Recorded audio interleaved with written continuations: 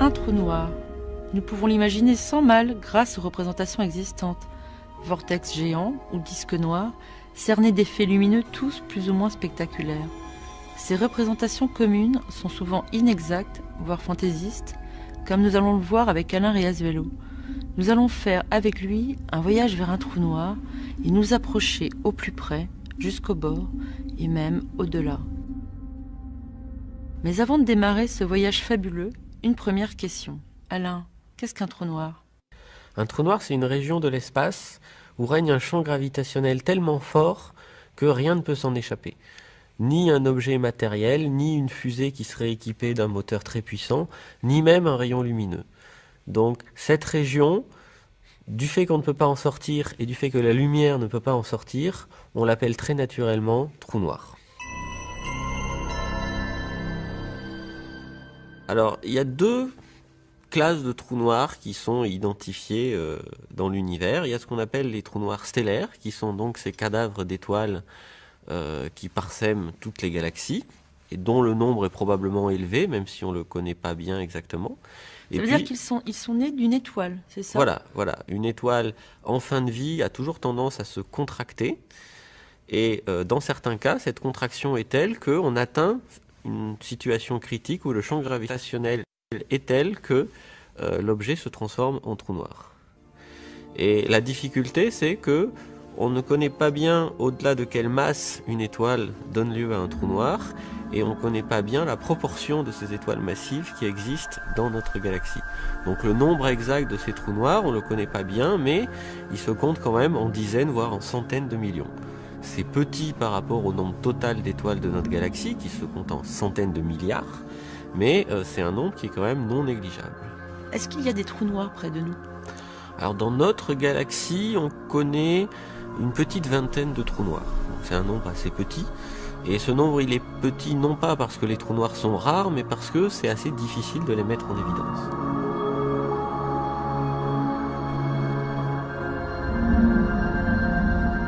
Est-ce qu'on pourrait transformer notre Soleil en trou noir ?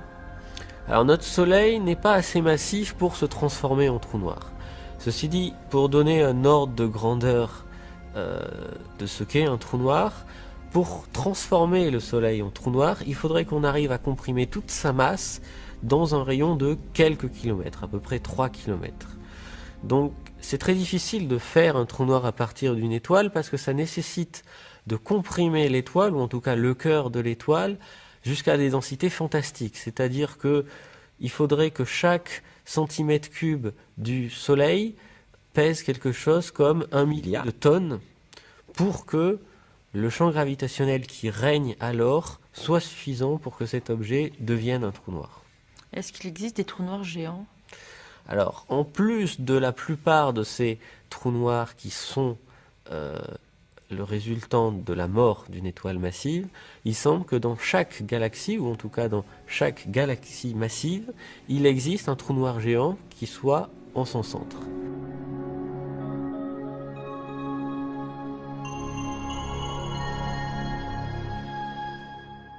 Mais dans la réalité, est-ce qu'on est sûr qu'ils existent vraiment, ces trous noirs ? Alors, c'est quelque chose qui a été très longtemps débattu, puisque le concept même de trou noir est très vieux. Il a été proposé à la fin du XVIIIe siècle par deux personnes, qui étaient un Français qui s'appelait Laplace et un Anglais qui s'appelait Mitchell. Mais la théorie des trous noirs telle qu'on la connaît, elle est née en 1916. Juste après la relativité générale, une des premières applications de la relativité générale, en fait, a été de trouver ce qu'on ne savait pas encore à l'époque, qui décrivait un trou noir. Et ça a été extrêmement débattu à cette époque-là. Et Einstein, par exemple, était assez réticent à cette idée, parce qu'il trouvait ces objets trop bizarres, finalement, pour accepter facilement leur existence. Alors évidemment, depuis plus de 80 ans, les choses ont beaucoup changé. Et aujourd'hui, on a énormément d'indications sur l'existence des trous noirs. Alors les trous noirs sont des objets qui sont extrêmement petits, c'est-à-dire qu'il est extrêmement difficile de les imager, parce que ce sont des objets petits qui sont très loin. Le plus gros trou noir, ou en tout cas le trou noir qui, vu depuis la Terre, apparaît le plus gros, il est tellement petit que ce serait beaucoup plus facile d'imager un des vaisseaux Apollo qui est posé sur la Lune que de voir ce trou noir. Ceci étant, on peut repérer des trous noirs par l'influence qu'ils ont sur l'environnement. Et l'image la plus convaincante, en tout cas la plus saisissante de ça, elle se situe dans notre propre galaxie. Si on regarde à l'endroit qui correspond au centre exact de notre galaxie, on voit une région où il y a énormément d'étoiles.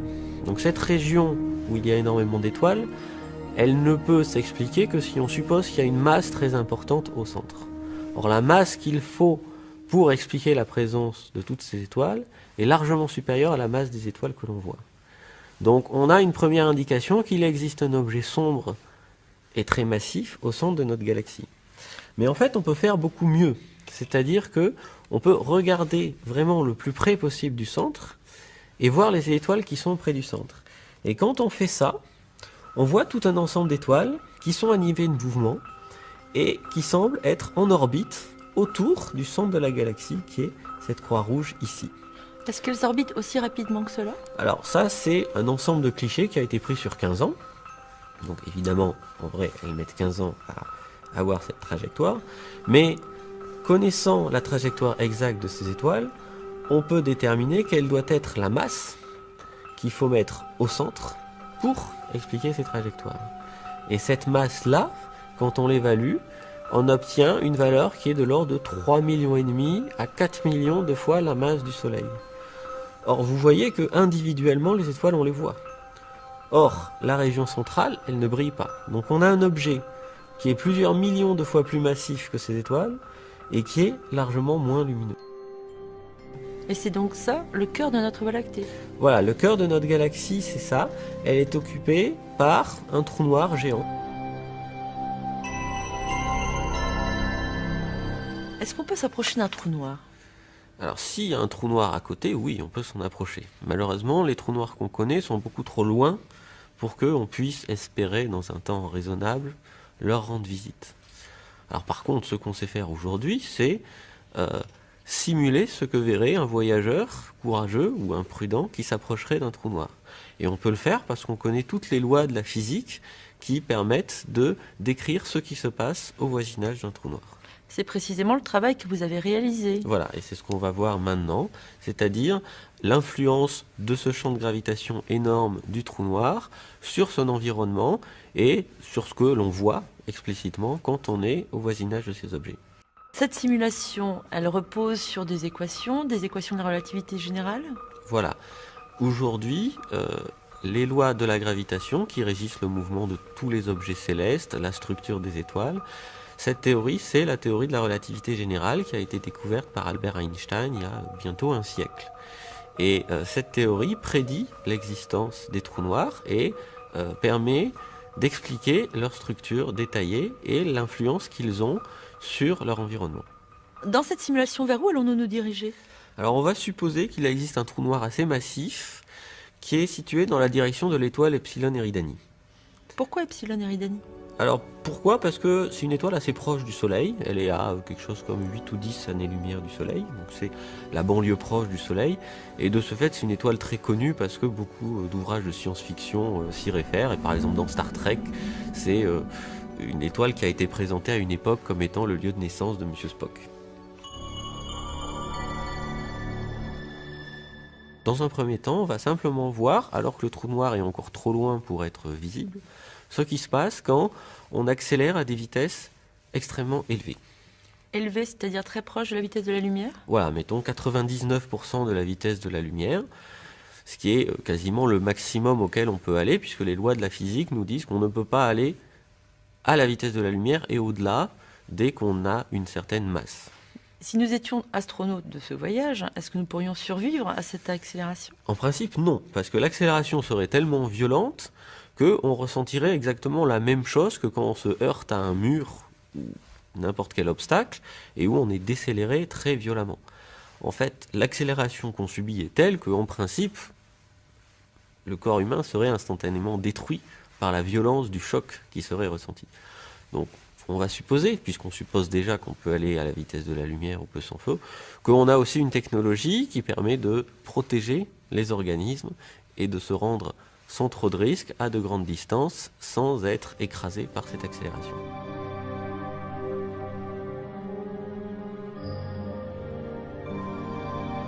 La chose qui frappe le plus quand on commence ce voyage, c'est que, alors qu'on s'approche de l'étoile Epsilon Eridani, tout le décor qui est autour, c'est-à-dire toutes les constellations comme Sirius, Orion, le Taureau, l'ensemble du ciel semble se rétrécir dans la direction où on va.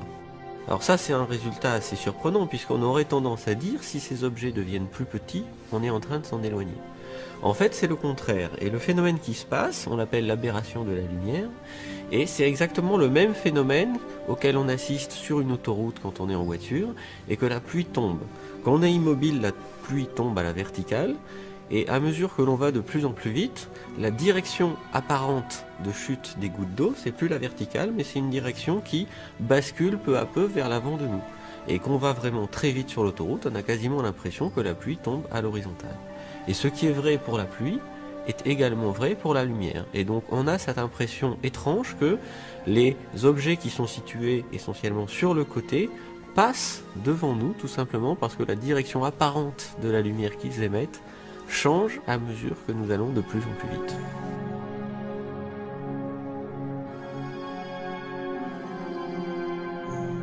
Et là, par exemple, on voit un anneau. Est-ce que c'est la Voie lactée? Alors, cet effet d'aberration, il est tellement important que même la Voie lactée qui traverse tout le ciel et qu'on ne peut donc pas voir en totalité si on regarde dans une direction donnée, et bien même la Voie lactée, elle va peu à peu intégralement passer vers l'avant de notre champ de vision. Et même s'il y a des régions de la Voie lactée qui sont quasiment à l'opposé de l'étoile Epsilon Eridani, au bout d'un moment, ces régions de la Voie lactée vont passer devant nous. Ça pourrait presque nous servir de rétroviseur. Oui, d'une certaine façon, quand on va à une vitesse proche de la vitesse de la lumière, la quasi-totalité de ce qui est autour de nous a l'air situé devant nous. Et donc, d'une certaine façon, on voit presque toutes les directions qui sont derrière nous. Il n'y a que le point qui est situé exactement derrière nous qui n'est évidemment pas accessible.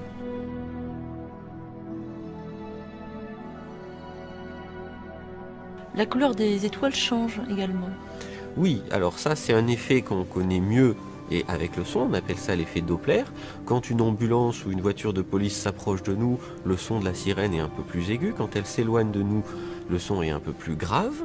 Et il se passe essentiellement la même chose pour la lumière, c'est-à-dire que la couleur de la lumière change légèrement selon que l'on s'approche ou que l'on s'éloigne de la source lumineuse. Et quand on s'approche d'une source lumineuse, elle devient en général moins rouge et plus bleue. Donc on parle de décalage vers le bleu, de décalage vers le rouge quand on s'éloigne de la source. Et donc non seulement la lumière change de couleur, elle est de plus en plus bleutée, mais en plus elle est de plus en plus lumineuse, puisque comme on s'approche d'une région qui émet de la lumière, on reçoit beaucoup plus de lumière qu'avant, puisqu'on va vers ce flux de lumière.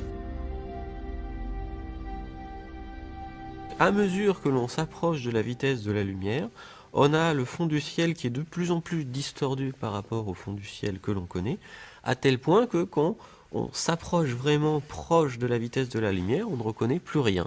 Soit on regarde dans une direction un peu différente de celle où on va et on a un fond du ciel qui est extraordinairement sombre, soit on regarde dans la direction où on va et cette fois on a un fond du ciel qui est extraordinairement lumineux au point qu'on n'arrive plus rien à distinguer. Derrière nous, si on se retournait, ce serait totalement noir. Derrière nous, ce serait extrêmement sombre. Si on regardait le début de la phase d'accélération, on verrait les étoiles devenir de plus en plus sombres, devenir un peu plus rouges, c'est-à-dire que d'une couleur blanc bleutée, elles deviendraient peu à peu orangées puis rouges, et puis au bout d'un moment, elles disparaîtraient parce qu'elles deviendraient trop peu lumineuses pour que notre œil arrive à les voir. Là, nous arrivons à destination du trou noir. Voilà, donc notre voyage a pris fin, on a décéléré, et comme on ne s'est pas trop éloigné du système solaire, on retrouve les mêmes étoiles à peu près aux mêmes positions qu'au départ de notre voyage. Sauf que maintenant, dans le lointain, on voit une petite région sombre qui se détache sur le fond lumineux. Donc comme attendu, le trou noir, la première chose que l'on remarque, c'est cette région parfaitement sombre qui se détache sur ce fond étoilé légèrement bleuté. Il se passe des choses étranges autour du trou noir. Alors oui, évidemment, un trou noir, c'est pas juste un objet, un cache parfaitement noir qui serait situé devant une image. Comme le trou noir est muni d'un champ gravitationnel très intense, il empêche la lumière de s'échapper quand elle est dedans, mais il affecte aussi la trajectoire de la lumière qui passe dans son voisinage. Et donc, au voisinage du trou noir, ce que l'on voit, ce sont des rayons lumineux qui sont passés très près du trou noir, et qui donc n'ont pas voyagé en ligne droite comme de coutume, mais qui ont été significativement déviés.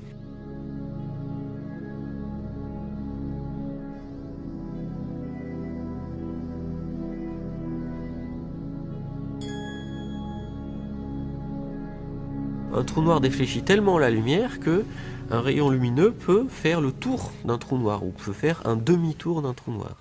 Et donc quand vous regardez un trou noir, vous allez voir évidemment les objets qui sont plus ou moins derrière lui, mais vous allez aussi voir les objets qui sont derrière vous, dont les rayons lumineux sont passés de derrière vous à devant vous, ont fait un demi-tour autour d'un trou noir, et sont parvenus jusqu'à vous de cette façon-là. Alors pour bien voir ce qui se passe aux abords du trou noir, on va dans un premier temps enlever les étoiles et mettre une sorte de mire pour bien voir les distorsions causées par le trou noir. Donc en l'absence de trou noir, on voit notre mire avec une sorte d'effet de damier. Et si maintenant on met un trou noir, voilà ce qui se passe. C'est-à-dire que les régions qui sont assez loin de la direction du trou noir ne sont pas spécialement affectées, c'est-à-dire qu'on reconnaît à peu près la mire de départ. Par contre, il se passe beaucoup de choses dans la région centrale. Et si on compare en fait ces deux images, l'image sans trou noir et avec trou noir, on se rend compte que le centre de l'image a été d'une certaine façon repoussé dans toutes les directions, non seulement par la silhouette du trou noir qui se détache en avant-plan, mais en plus que autour de cette silhouette-là, il y a toute une région de notre mire qui n'était pas accessible au départ. En fait, au départ, ce cercle-là, ici, c'était en fait un seul carré qui était celui-là. Et donc le trou noir est apparu au milieu de ce carré, et en plus du trou noir est apparue toute une région fortement distordue de la sphère céleste. Et cette région-là, elle correspond aux directions d'où sont issus les rayons lumineux qui sont passés très près du trou noir. Et comme ils sont passés très près du trou noir, ils ont été fortement défléchis, et ils ont fait éventuellement plusieurs fois le tour du trou noir avant de parvenir jusqu'à nous.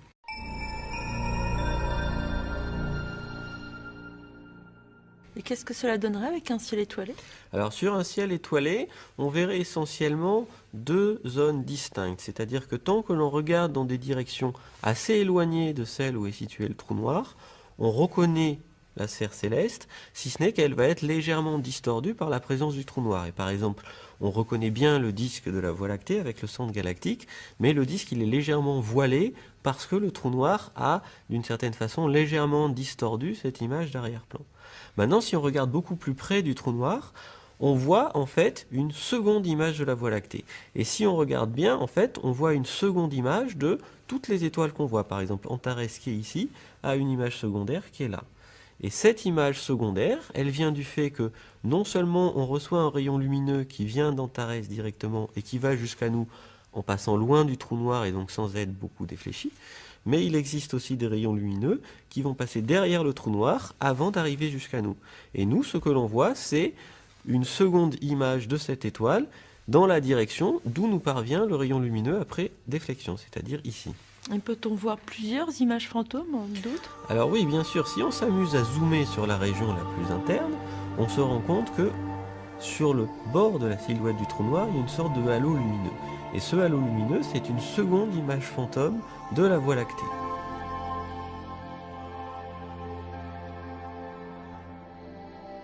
Si on zoome encore plus, on se rend compte que cette seconde image fantôme n'est pas collée à la silhouette du trou noir comme on pouvait le croire au départ. Elle en est en fait légèrement décalée, et si on zoome dans ce petit espace, on se rend compte que on va voir une troisième image fantôme de la Voie lactée qui elle-même va se détacher de la silhouette, et si on zoome encore plus, on va voir une quatrième image fantôme apparaître, et une cinquième, et ainsi de suite. Jusqu'à l'infini? Et donc, il y a une infinité de ces images qui sont de plus en plus distordues, de plus en plus proches du trou noir, de moins en moins lumineuses, mais qui existent, et si on a les moyens de zoomer aussi fort que ça, on va les voir.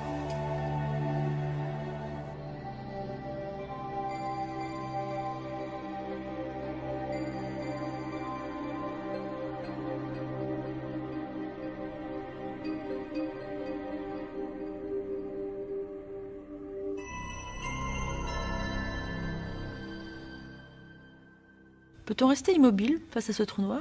Alors on peut rester immobile, mais comme le trou noir nous attire, pour rester immobile, on va devoir dépenser beaucoup d'énergie. Donc pour rester au voisinage du trou noir sans dépenser d'énergie, le plus simple c'est de faire la même chose qu'on fait avec un satellite autour de la Terre, c'est-à-dire qu'on se met en orbite, et on va avoir une trajectoire, par exemple circulaire, autour du trou noir, sur laquelle on peut rester à peu près indéfiniment. N'est-ce pas dangereux? Alors tant qu'on est loin du trou noir, c'est pas dangereux, parce que le champ gravitationnel loin d'un trou noir, c'est exactement le même que celui d'une étoile qui aurait la même masse. Par exemple, nous sommes à quelle distance? Pour savoir à quelle distance on est, en fait, il faut regarder à quelle vitesse on tourne autour du trou noir, et ça permet de déduire la masse du trou noir et la distance. Donc ici, on a une distance de à peu près 2 millions de kilomètres d'un trou noir qui fait quelques dizaines de milliers de fois la masse du Soleil.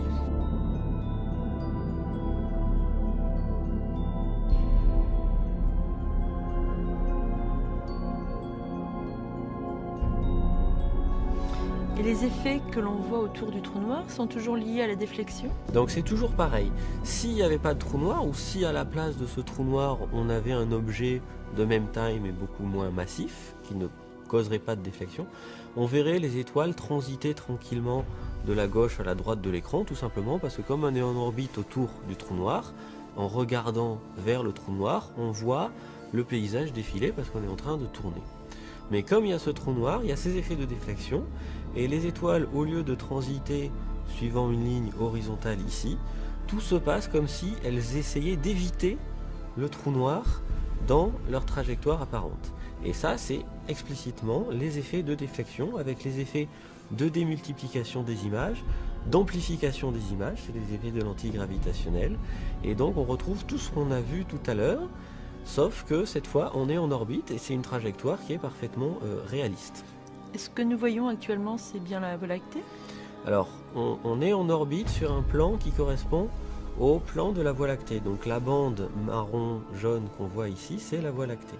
Et ici, le trou noir passe devant, enfin c'est plutôt nous qui passons devant le centre galactique, qui est fortement déformé, dont on voit la luminosité considérablement amplifiée, puisqu'au lieu d'être un petit bulbe, toute la luminosité est éclatée sur toute cette région annulaire, et on voit la Voie lactée en arrière-plan, et on voit à nouveau des images multiples avec ici la Voie lactée et ici sa première image fantôme.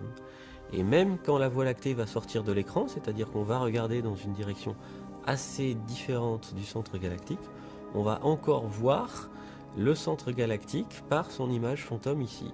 Et pendant toute l'orbite, on peut suivre le centre galactique alors que sa vraie image est très loin de la direction où on regarde.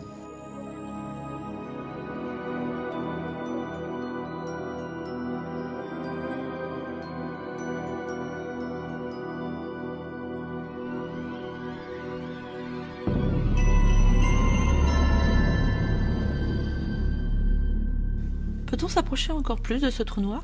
Alors bien sûr, on peut s'amuser à user son orbite pour s'approcher plus près. Et donc par exemple, si on part d'une orbite circulaire, si on s'approche du trou noir, on va le faire en deux phases. On va d'abord freiner sur son orbite, et on va avoir une orbite elliptique, c'est-à-dire une orbite où on s'approche du trou noir à grande vitesse, et on s'éloigne, et où on ralentit, et ainsi de suite. Et donc ce que l'on voit est la chose suivante. On a des périodes où on s'approche du trou noir et où il devient de plus en plus gros, et d'autres où on s'éloigne. Dans les phases où on s'éloigne, le fond étoilé devient beaucoup moins lumineux puisqu'on s'éloigne, donc il y a ces effets de décalage vers le rouge et de réduction du flux lumineux. Et quand on s'approche du trou noir, c'est le contraire, on s'approche du trou noir mais aussi des étoiles qui sont en arrière-plan, donc leur lumière est plus bleue et beaucoup plus intense. Donc on ne va pas tomber dedans? Pour l'instant, on ne tombe pas dedans puisque là on vient d'en sortir. Et une fois que, au bout d'un cycle, on a réussi à s'en échapper, on peut continuer cette orbite indéfiniment, on ne va pas se mettre subitement à tomber dedans. Nous avons frôlé le trou noir et nous n'avons subi aucune perte. Pour l'instant, nous n'avons subi aucune perte parce que nous sommes restés à distance respectable. Ceci étant, si on s'approche trop près d'un trou noir, on risque de sentir l'intensité du champ gravitationnel du trou noir, non pas parce que il est intense, mais parce qu'il varie beaucoup sur des petites distances. Et donc un astronaute qui plongerait la tête la première vers un trou noir sentirait sa tête plus attirée par le trou noir que ses pieds et donc aurait une sensation très désagréable d'étirement. Et selon la masse du trou noir et selon la distance d'approche minimale, il risquerait même d'être complètement déchiré par ces effets gravitationnels. On pourrait s'amuser à entrer dans le trou noir et utiliser l'élastique comme force de rappel pour sortir. Alors ça marche pas. Ça marche pas parce que le champ gravitationnel est tellement intense que quel que soit le matériau dans lequel est fait notre élastique, il va casser. Donc à partir du moment où je suis à l'intérieur du trou noir, si on essaie de tirer l'élastique, de toute façon, il va casser au bout d'un moment. Maintenant, il y a une autre possibilité qui est différente, où cette fois, on s'amuserait à se faire attacher à une sorte de treuil, et où l'on voudrait s'approcher aussi près que l'on veut de la limite du trou noir. Alors dans ce cas-là, il se passerait quelque chose d'extrêmement étrange, c'est que à mesure que l'on s'approche du trou noir tout en restant à l'extérieur, on verrait la silhouette sombre du trou noir, d'une part commencer à emplir la moitié du ciel, comme ça se produirait si on se posait à la surface d'un objet solide, mais ensuite commencer à nous envelopper nous, et peu à peu la région du ciel où on ne verrait autre chose que le trou noir, c'est-à-dire on verrait le fond étoilé, serait concentrée en un trou, une région circulaire de plus en plus petite qui serait au-dessus de notre tête.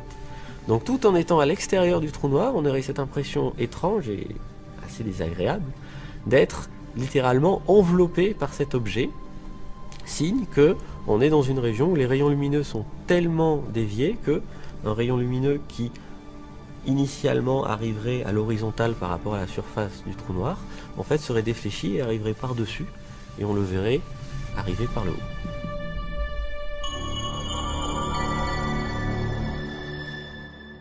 Finalement, nous sommes passés très très rapidement près de ce trou noir, et même si je sais que c'est très dangereux, est-ce qu'on peut encore s'en approcher plus ? Alors on peut s'en approcher plus, mais on entre dans une région où les orbites sont extrêmement instables. C'est-à-dire qu'une petite erreur de trajectoire peut nous coûter la vie, puisqu'on peut décrocher très brutalement de notre orbite et tomber dans le trou noir. Alors si cependant on a une bonne trajectoire initiale, on peut s'approcher beaucoup plus près du trou noir, mais évidemment ça nécessite d'arriver très vite sur le trou noir. Donc ce qu'on va faire, c'est qu'on va partir de très loin pour acquérir une grande vitesse lors de cette chute assez longue sur le trou noir. Et cette grande vitesse nous permet, si évidemment on fait l'effort de ne pas tomber droit dessus mais légèrement sur le côté, elle nous permet de rester autour pendant quelques temps avant de repartir. Donc là, à la distance d'approche la plus courte, on est à 2 fois le rayon du trou noir, ce qui est extrêmement court. Et on va extrêmement vite, ce qu'on voit là, puisque le fond du ciel est extrêmement lumineux, et on va ici à peu près 70% de la vitesse de la lumière. Et on a fait combien de tours du trou noir ? Alors là, on a fait à peu près 3 tours, quelque chose comme ça, ce qui est aussi quelque chose de surprenant, c'est-à-dire que si on utilise les lois de la gravitation universelle qu'on connaît, dans ce genre de trajectoire, on ne devrait faire qu'un demi-tour. Mais ici, la structure du champ de gravitation du trou noir est différente de celle prédite par la gravitation universelle, puisqu'elle est décrite par la relativité générale, et donc elle nous permet en fait d'avoir une orbite où on est quasiment en orbite circulaire autour du trou noir avant d'en être éjecté. Imaginons que je sois dans un vaisseau spatial près du trou noir. Si je regarde de côté par un autre hublot, qu'est-ce que je verrai ? Alors de côté, on voit la chose suivante. Là, je regarde sur la droite par rapport à l'image précédente. Donc moi, je suis en train de me diriger vers une direction qui est à gauche de l'écran, et la direction d'où je viens, elle est sur la droite. Et donc, les objets qui sont plutôt sur la gauche de l'écran sont plutôt devant moi, les objets qui sont à droite de l'écran, ils sont plutôt derrière moi, et comme je suis en train de tourner, on voit ces objets transiter de gauche à droite. Et comme les objets passent de devant à derrière, on voit leur luminosité s'atténuer considérablement, ainsi que leur couleur qui varie et qui devient de plus en plus rouge. Et donc c'est à nouveau l'illustration de ce phénomène de décalage vers le rouge quand l'objet passe derrière nous.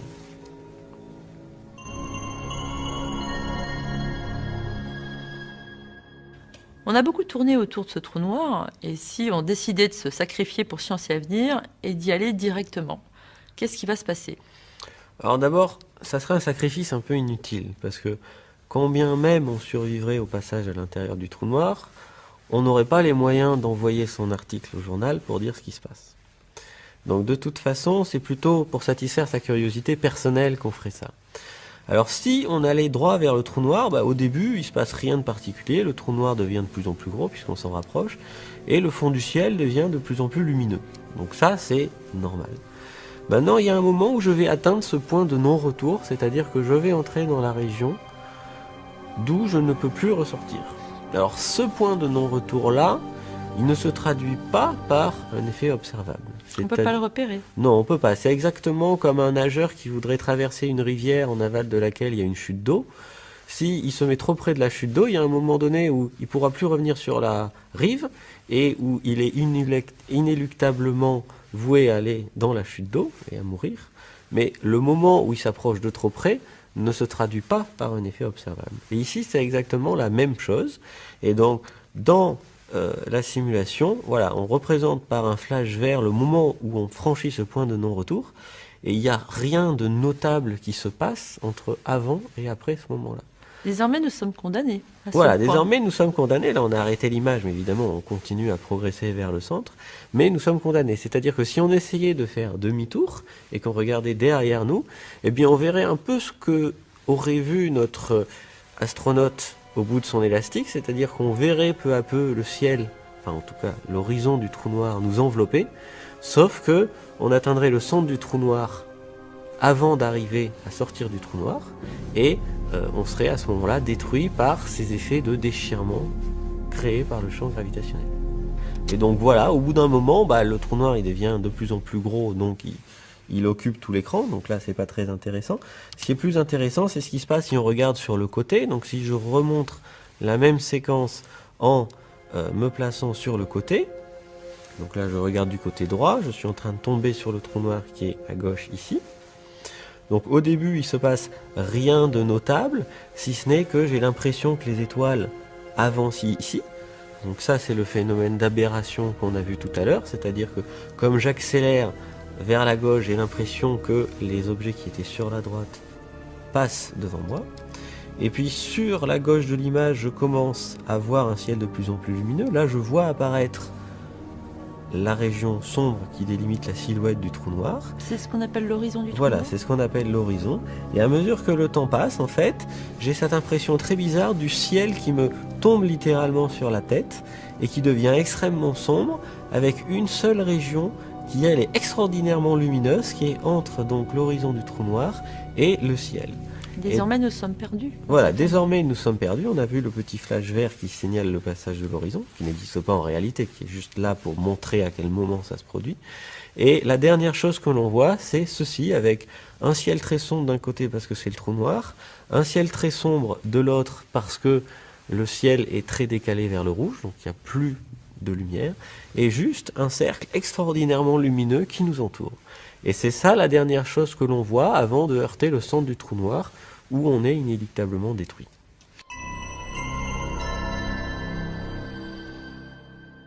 En science-fiction, certains trous noirs permettent de passer d'une région de notre univers à une autre. Est-ce que c'est possible ? Alors, passer d'une région à l'autre de l'univers, c'est probablement pas possible. Ce qui se passe, c'est que les trous noirs ne sont pas forcément des impasses où on est voué à une mort certaine. C'est-à-dire que dans certains cas, un trou noir peut être une sorte de point de passage d'un endroit à un autre. Mais ces deux endroits ne peuvent pas être dans le même univers. Parce que s'ils étaient dans le même univers, en fait, on pourrait aussi s'en servir de machine à remonter le temps.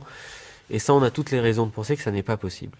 Par contre, il est tout à fait possible, au moins en principe, qu'un trou noir permette de passer d'un univers à l'autre. Alors de tels objets, on n'appelle plus ça des trous noirs, mais on appelle ça des trous de verre. Et il semble que de tels objets puissent exister, au sens où quand on regarde la structure mathématique des équations qui décrivent les trous noirs ou les trous de verre, on ne trouve pas d'incohérence dans ces configurations de trous de verre. Donc, la théorie n'interdit pas l'existence de ces trous de verre. La théorie n'interdit pas. Mais elle ne dit pas s'ils existent et elle ne dit pas comment ils pourraient se former. Or, quand maintenant on essaie de regarder quelles devraient être les conditions pour que ces objets se forment, on n'arrive pas à trouver de situations qui sont favorables à leur formation. Donc on a des objets qui sont finalement très théoriques, puisqu'ils peuvent exister, mais on a de bonnes raisons de penser qu'ils n'existent pas. Maintenant, si on rentrait dans ce trou de verre, hein, qu'est-ce qu'on verrait? Est-ce qu'on sait ce qu'on verrait? Oui, on sait. On peut calculer ce qu'on verrait. Donc si on reprend l'épisode de l'astronaute qui décide de plonger dans un trou noir, dans un premier temps, il verrait exactement la même chose que dans un trou noir. Mais au moment où il arriverait à l'horizon du trou noir, c'est-à-dire qu'il franchirait ce point de non-retour, au lieu d'être voué à une mort certaine, il verrait en fait apparaître un autre univers. Et cet autre univers, il aurait peut-être l'espoir de le visiter. Mais ça, c'est une autre histoire.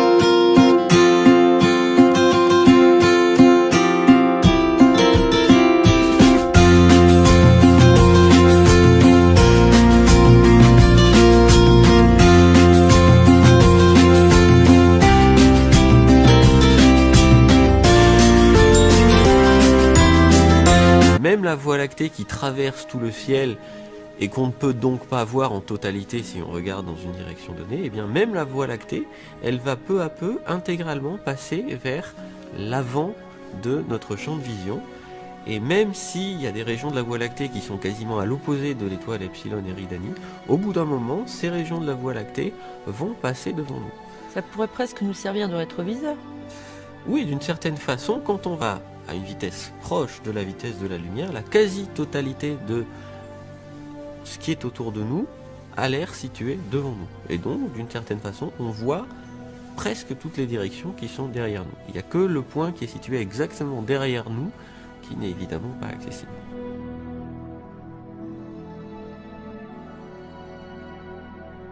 La couleur des étoiles change également. Oui, alors ça c'est un effet qu'on connaît mieux et avec le son, on appelle ça l'effet Doppler.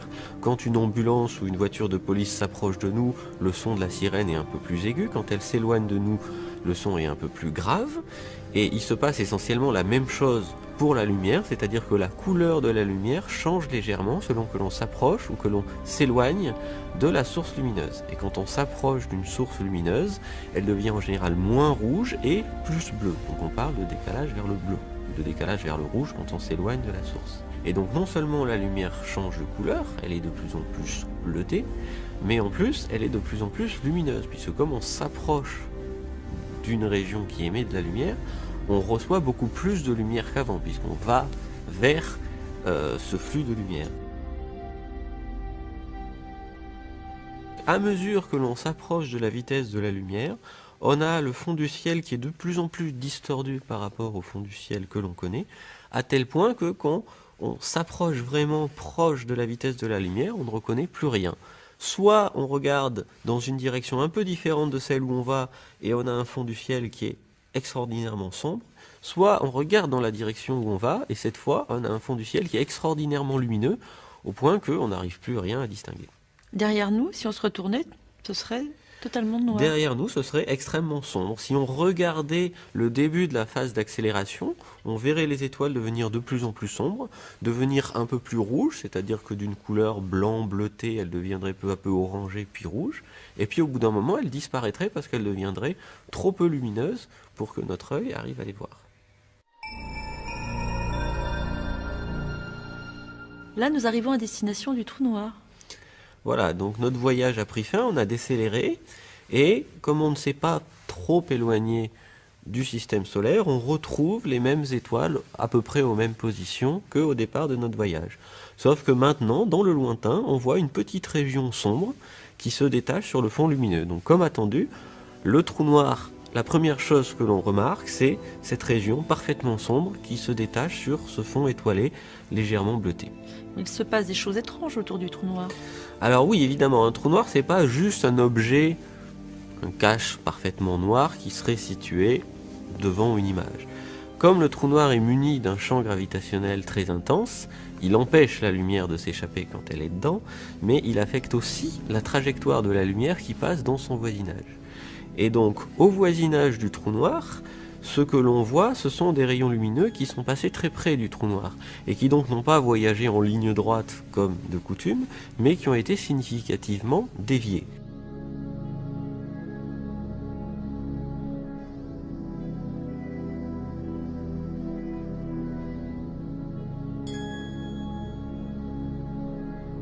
Un trou noir défléchit tellement la lumière que un rayon lumineux peut faire le tour d'un trou noir, ou peut faire un demi-tour d'un trou noir. Et donc quand vous regardez un trou noir, vous allez voir évidemment les objets qui sont plus ou moins derrière lui, mais vous allez aussi voir les objets qui sont derrière vous, dont les rayons lumineux sont passés de derrière vous à devant vous, ont fait un demi-tour autour d'un trou noir, et sont parvenus jusqu'à vous de cette façon-là.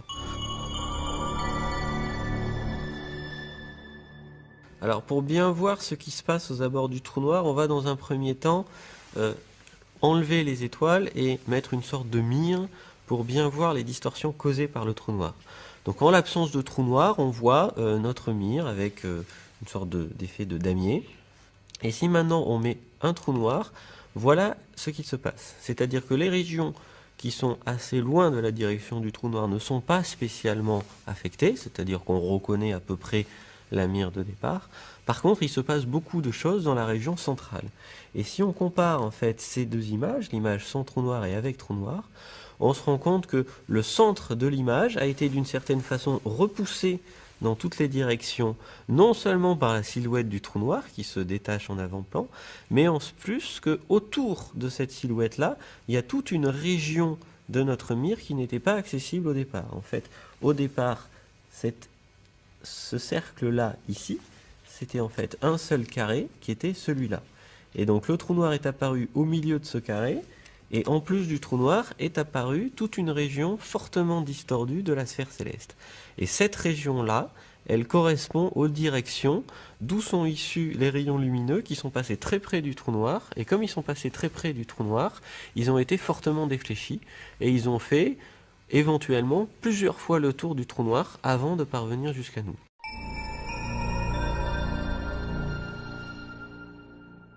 Et qu'est-ce que cela donnerait avec un ciel étoilé? Alors sur un ciel étoilé, on verrait essentiellement deux zones distinctes, c'est-à-dire que tant que l'on regarde dans des directions assez éloignées de celle où est situé le trou noir, on reconnaît la sphère céleste, si ce n'est qu'elle va être légèrement distordue par la présence du trou noir. Et par exemple, on reconnaît bien le disque de la Voie lactée avec le centre galactique, mais le disque il est légèrement voilé parce que le trou noir a, d'une certaine façon, légèrement distordu cette image d'arrière-plan. Maintenant, si on regarde beaucoup plus près du trou noir, on voit en fait une seconde image de la Voie lactée. Et si on regarde bien, en fait, on voit une seconde image de toutes les étoiles qu'on voit. Par exemple, Antares qui est ici a une image secondaire qui est là. Et cette image secondaire, elle vient du fait que non seulement on reçoit un rayon lumineux qui vient d'Antares directement et qui va jusqu'à nous en passant loin du trou noir et donc sans être beaucoup défléchi, mais il existe aussi des rayons lumineux qui vont passer derrière le trou noir avant d'arriver jusqu'à nous. Et nous, ce que l'on voit, c'est une seconde image de cette étoile dans la direction d'où nous parvient le rayon lumineux après déflexion, c'est-à-dire ici. Et peut-on voir plusieurs images fantômes, d'autres? Alors oui, bien sûr, si on s'amuse à zoomer sur la région la plus interne, on se rend compte que sur le bord de la silhouette du trou noir, il y a une sorte de halo lumineux. Et ce halo lumineux, c'est une seconde image fantôme de la Voie lactée.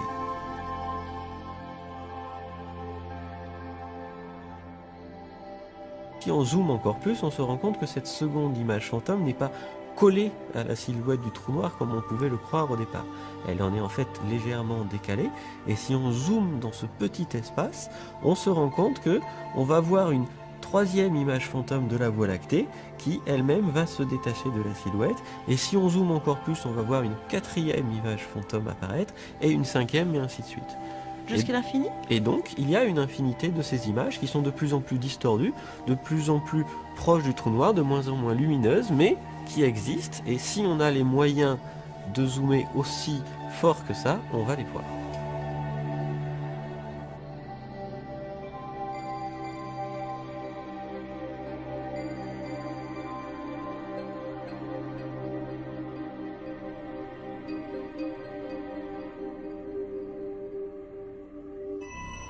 Comme 1 milliard de tonnes pour que le champ gravitationnel qui règne alors soit suffisant pour que cet objet devienne un trou noir. Est-ce qu'il existe des trous noirs géants? Alors, en plus de la plupart de ces trous noirs qui sont le résultant de la mort d'une étoile massive, il semble que dans chaque galaxie, ou en tout cas dans chaque galaxie massive, il existe un trou noir géant qui soit en son centre.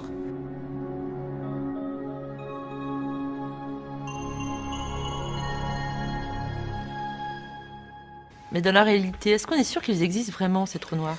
Alors, c'est quelque chose qui a été très longtemps débattu, puisque le concept même de trou noir est très vieux. Il a été proposé à la fin du XVIIIe siècle par deux personnes, qui étaient un Français qui s'appelait Laplace et un Anglais qui s'appelait Mitchell. Mais la théorie des trous noirs telle qu'on la connaît, elle est née en 1916. Juste après la relativité générale, une des premières applications de la relativité générale, en fait, a été de trouver ce qu'on ne savait pas encore à l'époque, qui décrivait un trou noir. Et ça a été extrêmement débattu à cette époque-là, et Einstein, par exemple, était assez réticent à cette idée, parce qu'il trouvait ces objets trop bizarres, finalement, pour accepter facilement leur existence. Alors évidemment, depuis plus de 80 ans, les choses ont beaucoup changé, et aujourd'hui, on a énormément d'indications sur l'existence des trous noirs. Alors les trous noirs sont des objets qui sont extrêmement petits, c'est-à-dire qu'il est extrêmement difficile de les imager, parce que ce sont des objets petits qui sont très loin. Le plus gros trou noir, ou en tout cas le trou noir qui, vu depuis la Terre, apparaît le plus gros, il est tellement petit que ce serait beaucoup plus facile d'imager un des vaisseaux Apollo qui est posé sur la Lune que de voir ce trou noir.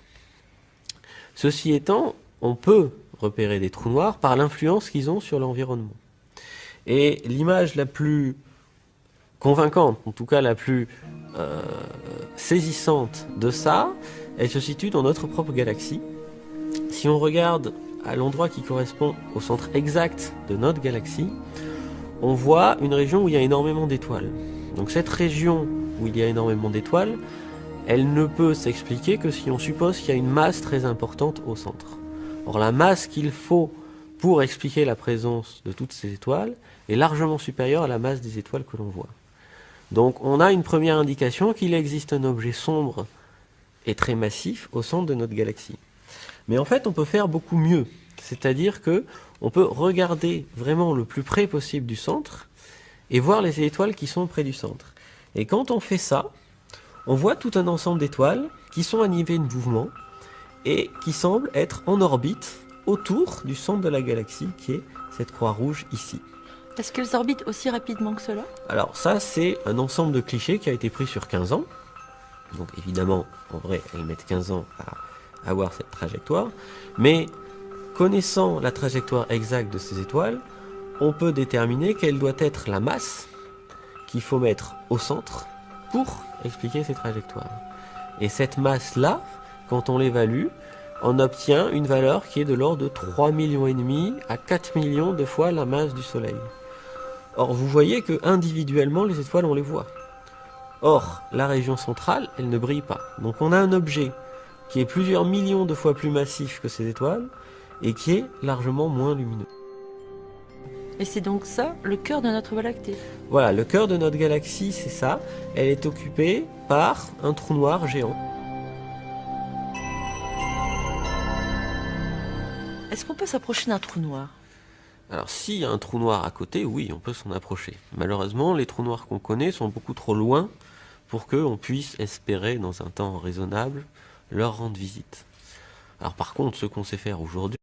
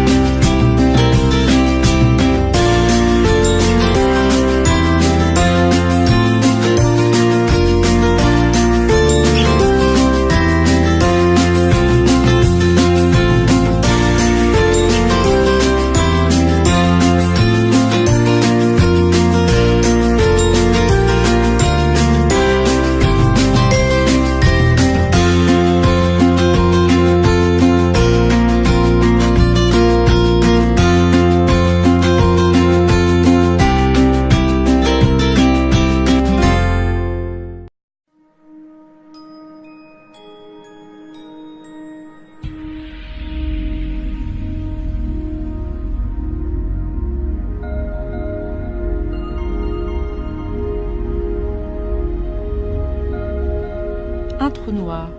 Nous pouvons l'imaginer sans mal grâce aux représentations existantes. Vortex géant ou disque noir, cernés d'effets lumineux tous plus ou moins spectaculaires. Ces représentations communes sont souvent inexactes, voire fantaisistes, comme nous allons le voir avec Alain Riazuelo. Nous allons faire avec lui un voyage vers un trou noir et nous approcher au plus près, jusqu'au bord et même au-delà. Mais avant de démarrer ce voyage fabuleux, une première question. Alain, qu'est-ce qu'un trou noir? un trou noir, c'est une région de l'espace où règne un champ gravitationnel tellement fort que rien ne peut s'en échapper. Ni un objet matériel, ni une fusée qui serait équipée d'un moteur très puissant, ni même un rayon lumineux. Donc cette région, du fait qu'on ne peut pas en sortir et du fait que la lumière ne peut pas en sortir, on l'appelle très naturellement trou noir. Alors, il y a deux classes de trous noirs qui sont identifiées dans l'univers. Il y a ce qu'on appelle les trous noirs stellaires, qui sont donc ces cadavres d'étoiles qui parsèment toutes les galaxies, et dont le nombre est probablement élevé, même si on ne le connaît pas bien exactement. Ça veut dire qu'ils sont nés d'une étoile, c'est ça? Voilà. Une étoile en fin de vie a toujours tendance à se contracter, et dans certains cas, cette contraction est telle qu'on atteint une situation critique où le champ gravitationnel est tel que l'objet se transforme en trou noir. Et la difficulté, c'est que on ne connaît pas bien au-delà de quelle masse une étoile donne lieu à un trou noir, et on ne connaît pas bien la proportion de ces étoiles massives qui existent dans notre galaxie. Donc le nombre exact de ces trous noirs, on ne le connaît pas bien, mais il se compte quand même en dizaines, voire en centaines de millions. C'est petit par rapport au nombre total d'étoiles de notre galaxie, qui se compte en centaines de milliards, mais c'est un nombre qui est quand même non négligeable. Est-ce qu'il y a des trous noirs près de nous? Alors dans notre galaxie, on connaît une petite vingtaine de trous noirs. C'est un nombre assez petit, et ce nombre il est petit non pas parce que les trous noirs sont rares, mais parce que c'est assez difficile de les mettre en évidence.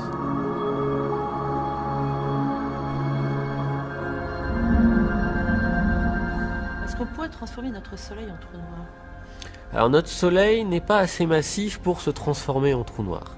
Ceci dit, pour donner un ordre de grandeur de ce qu'est un trou noir, pour transformer le Soleil en trou noir, il faudrait qu'on arrive à comprimer toute sa masse dans un rayon de quelques kilomètres, à peu près 3 kilomètres. Donc c'est très difficile de faire un trou noir à partir d'une étoile parce que ça nécessite de comprimer l'étoile, ou en tout cas le cœur de l'étoile, jusqu'à des densités fantastiques. C'est-à-dire qu'il faudrait que chaque centimètre cube du Soleil pèse quelque chose. Lui, c'est simuler ce que verrait un voyageur courageux ou imprudent qui s'approcherait d'un trou noir. Et on peut le faire parce qu'on connaît toutes les lois de la physique qui permettent de décrire ce qui se passe au voisinage d'un trou noir. C'est précisément le travail que vous avez réalisé. Voilà, et c'est ce qu'on va voir maintenant, c'est-à-dire l'influence de ce champ de gravitation énorme du trou noir sur son environnement et sur ce que l'on voit explicitement quand on est au voisinage de ces objets. Cette simulation, elle repose sur des équations de la relativité générale? Voilà. Aujourd'hui, les lois de la gravitation qui régissent le mouvement de tous les objets célestes, la structure des étoiles, cette théorie, c'est la théorie de la relativité générale qui a été découverte par Albert Einstein il y a bientôt un siècle. Et cette théorie prédit l'existence des trous noirs et permet d'expliquer leur structure détaillée et l'influence qu'ils ont sur leur environnement. Dans cette simulation, vers où allons-nous nous diriger? Alors on va supposer qu'il existe un trou noir assez massif qui est situé dans la direction de l'étoile Epsilon Eridani. Pourquoi Epsilon Eridani? Alors pourquoi? Parce que c'est une étoile assez proche du Soleil, elle est à quelque chose comme 8 ou 10 années-lumière du Soleil, donc c'est la banlieue proche du Soleil, et de ce fait c'est une étoile très connue parce que beaucoup d'ouvrages de science-fiction s'y réfèrent, et par exemple dans Star Trek, c'est une étoile qui a été présentée à une époque comme étant le lieu de naissance de Monsieur Spock. Dans un premier temps, on va simplement voir, alors que le trou noir est encore trop loin pour être visible, ce qui se passe quand on accélère à des vitesses extrêmement élevées. Élevées, c'est-à-dire très proche de la vitesse de la lumière? Voilà, mettons 99% de la vitesse de la lumière, ce qui est quasiment le maximum auquel on peut aller, puisque les lois de la physique nous disent qu'on ne peut pas aller à la vitesse de la lumière et au-delà dès qu'on a une certaine masse. Si nous étions astronautes de ce voyage, est-ce que nous pourrions survivre à cette accélération? En principe, non, parce que l'accélération serait tellement violente qu'on ressentirait exactement la même chose que quand on se heurte à un mur ou n'importe quel obstacle et où on est décéléré très violemment. En fait, l'accélération qu'on subit est telle qu'en principe, le corps humain serait instantanément détruit par la violence du choc qui serait ressenti. Donc, on va supposer, puisqu'on suppose déjà qu'on peut aller à la vitesse de la lumière ou peu s'en faut, qu'on a aussi une technologie qui permet de protéger les organismes et de se rendre sans trop de risques à de grandes distances sans être écrasé par cette accélération.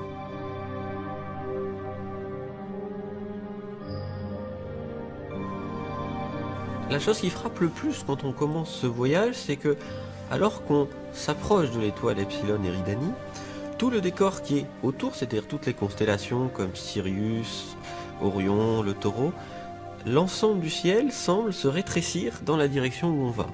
Alors ça, c'est un résultat assez surprenant, puisqu'on aurait tendance à dire, si ces objets deviennent plus petits, on est en train de s'en éloigner.